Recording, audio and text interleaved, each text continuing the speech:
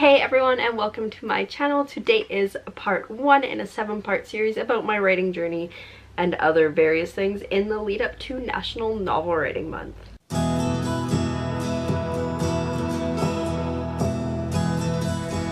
So basically what I've decided to do is make 7 videos because I have a death wish about various different aspects of my writing journey, how I got into writing, fan fiction, what I'm working on right now, tips and tricks about National Novel Writing Month, what I've done in the past, and a couple excerpts. So those are kind of fun, so look forward to those over the course of the next couple days, coming out until November 1st.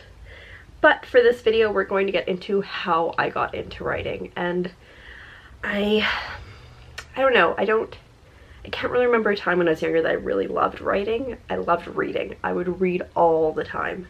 Give me a book, I will devour it in like 10 seconds flat. Give me paper to write down, wasn't happening. Although I did get into poetry, because don't all angsty teenagers do that.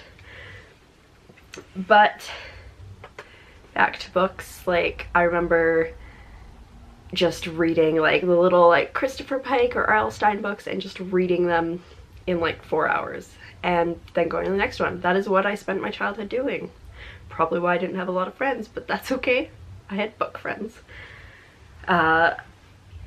Hilariously, when I was 15, my brother got me the Lord of the Rings series. He didn't think I'd like it because it was fantasy and it was something I had never read before. But I finished the entire series in about 3 days. And then I started reading it again. And again. And again. I loved the series, and I can't even tell you how many times I have read it. It's gotta be upwards of 50 times or more, because I was reading it at a point for at least once a year, but typically a couple more times because it's so good. And then there's this book series that came out, and I was in high school at the time. It was a pretty obscure book, so you might not have heard of it. It's called the Harry Potter series. So, of course, you've probably heard about it.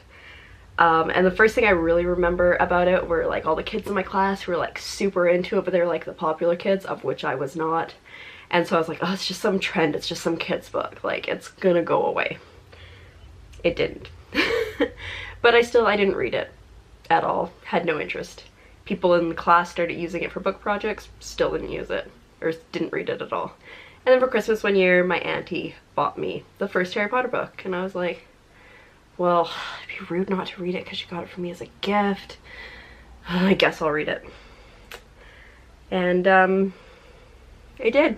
And that was the end of all forms of resistance. It was over, I was hooked, and then I read the next 5 books very quickly. And the one lucky thing about waiting so long to start the Harry Potter series is 5 books were already out. And I think I finished, I want to say March was around the time that I finished the 5th book. So I didn't really have to wait that long until July for the 6th book to come out. And then the 6th book came out. It's actually a really funny story about getting it. So I was staying with my friend at the time because her parents had gone to a music festival and they didn't want her to stay home alone. And like, we graduated grade 12, so we were both adults. Side note, we definitely went grocery shopping and had milkshakes for breakfast. So, but life tip, 1 milkshake for breakfast is okay. If you think a second one is a good idea, it is not.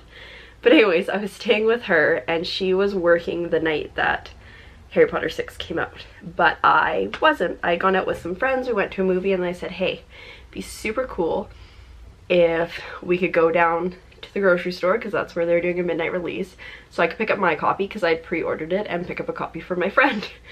And so we do that. She gets home at like, 1 in the morning or something, and maybe it wasn't even that late, and she comes to the door, she's like, oh my god, they're still open at the grocery store, we can go there, we can go get this book.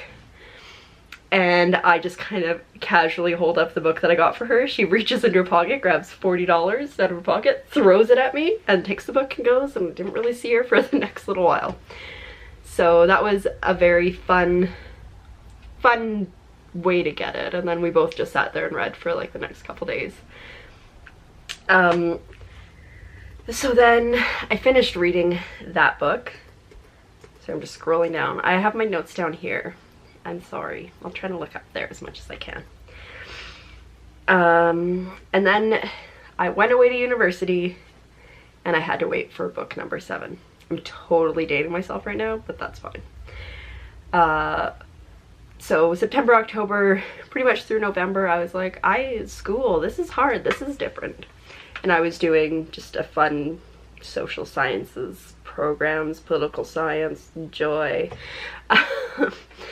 But around the end of November, when I should have been studying for exams, I found this little thing called Harry Potter fanfictions. And that was the end of all productivity. Not quite, but I spent an unnatural amount of time reading Harry Potter fanfictions, and they kind of fell into like 2 categories.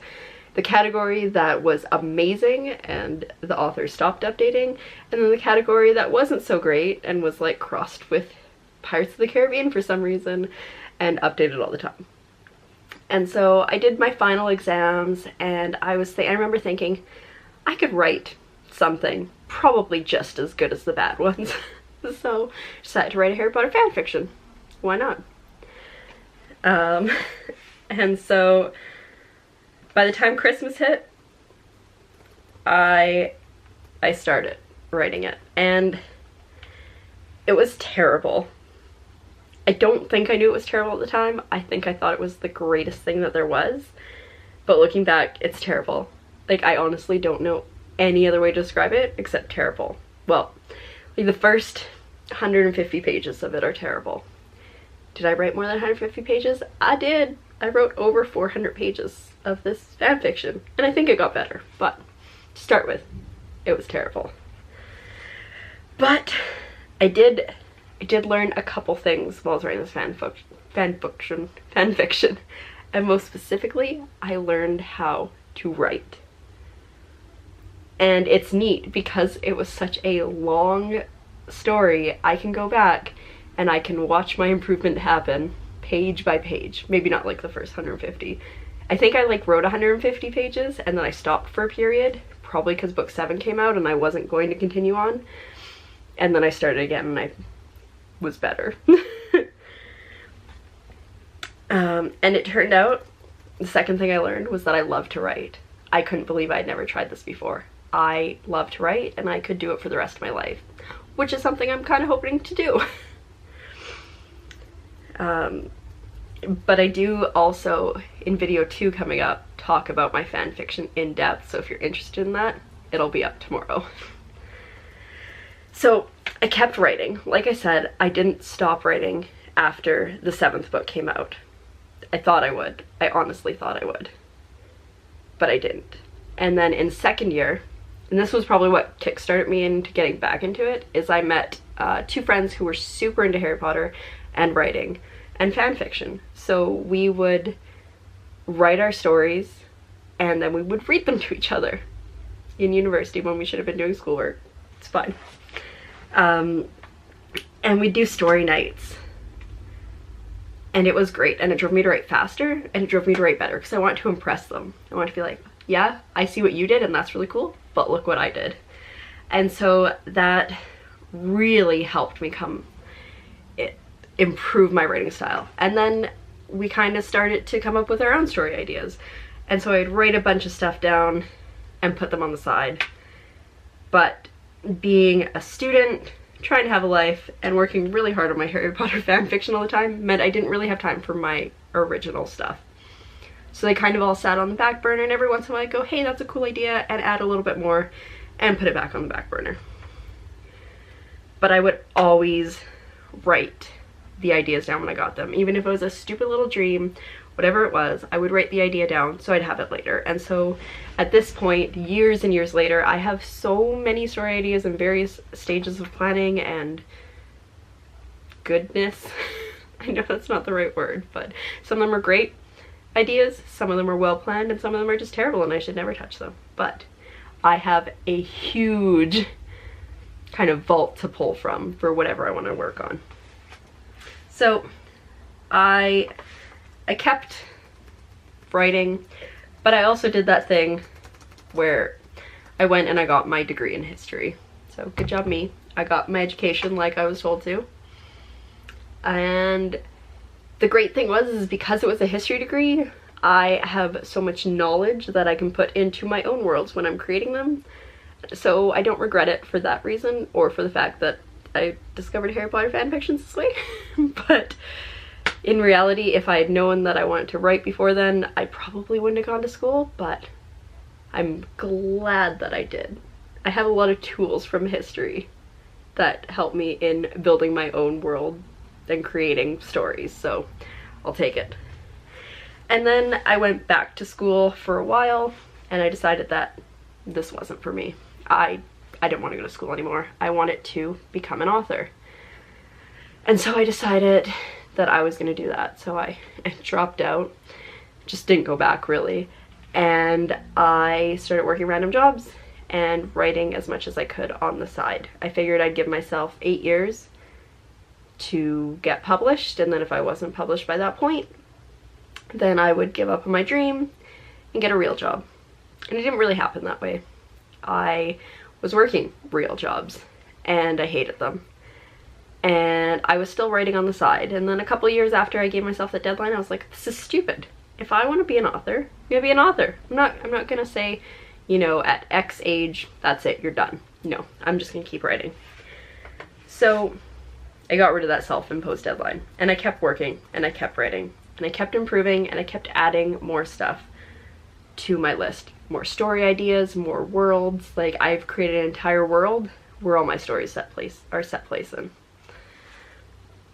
And then after a couple years where I didn't really write a lot, I was like, this is stupid. This is what I want to do. This is why I'm taking the path I am.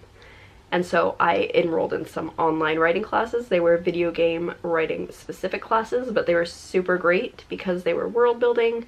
They were sequential visual narrative, which is kind of like the feel of places. And then one was fantasy fiction. So I got to workshop some of my stories I've been working on forever, create some new ones, and kind of see where my world was going.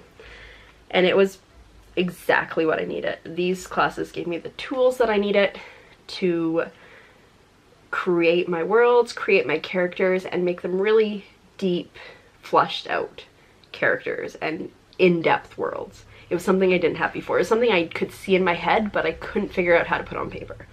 And even more so than that was I was finally getting constructive criticism or feedback back on my writing that wasn't from my best friends who were doing this and just saying that I was great, who wasn't my family members, and it was positive. And it was great. And I was like, you know what? Maybe I do have something here. So with that feedback from someone in the industry, it finally helped affirm that I was doing the thing I was supposed to do. And so I quit my job. And I've been writing ever since. And I mean, I'm going to talk about that later in another video, but basically I quit my job I had been at for 5 years because I didn't enjoy it. I moved back home to my hometown, where I'm fortunate enough to live with my brother and sister-in-law, and I have been writing like crazy, and it's amazing. I'm so fortunate that I'm able to do this, and also fortunate that I'm confident in myself enough that I think I can do this, because otherwise I wouldn't be doing it. But here I am. That's how I got to where I am. I'm currently working on a story. Its working title is The Edge Trilogy. I'm actually going to talk about it at the end of this video series in video 7. But right behind me here is my little book, The Edge Trilogy, and it has all my story acts in it for the trilogy. I have been working my butt off since June when I quit my job, and it is October now, to get that done. And I'm very happy with that. And so next step is to start writing that. But that's where we are right now. That's my writing journey to get to this point. It all started with my aunt and Harry Potter, and who would have thought?